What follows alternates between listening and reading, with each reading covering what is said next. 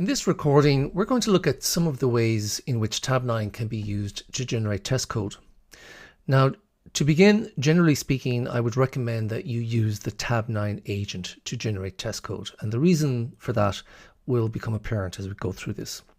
So we'll start by generating unit tests for this class that we have open here. This class has a number of functions that we want to generate tests for. So we'll turn to the agent, as I mentioned before.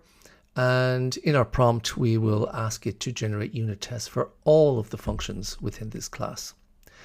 Now, one of the first benefits of using the agent that you will see here is the agent is able to perform automatic discovery within our project. And so here you can see we have a number of test classes that already exist within this project.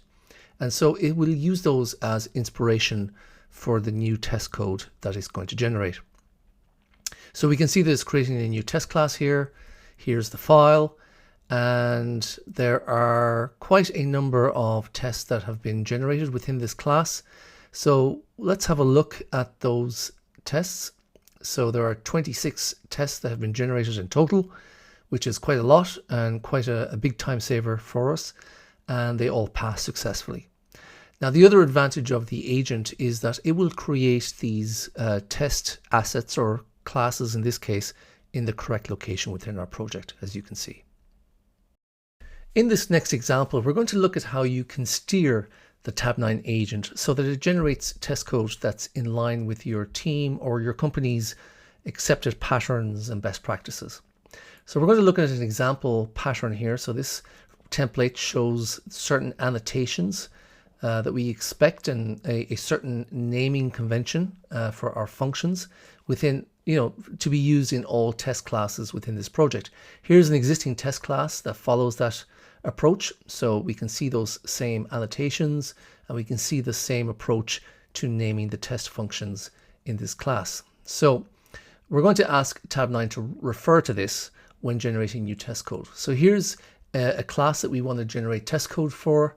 We're going to use the same prompt from before, but this time we're going to tell Tabnine to reference that existing class using the mentions feature within Tabnine. And so what you're going to see now momentarily is the Tabnine agent looking at the code within that reference class. So you can see that happening right now in the response.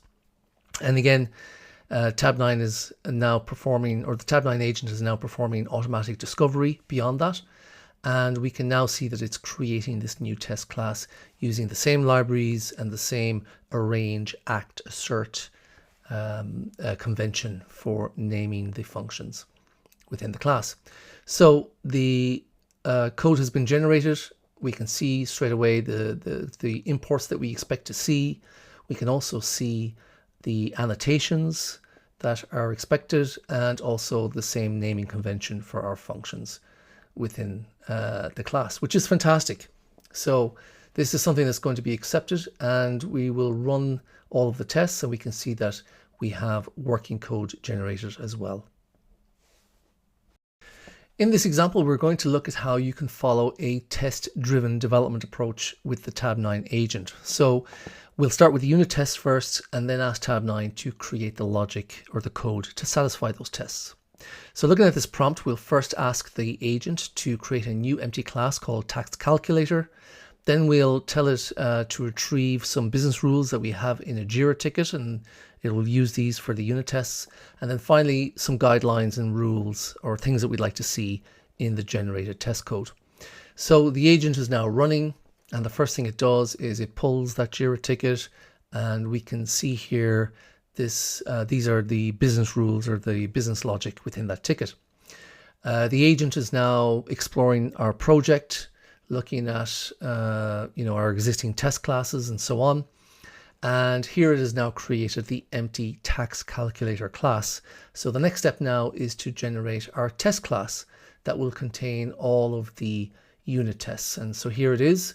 So all of these unit tests, we expect that they will all fail initially because we have no logic in the tax calculator class yet.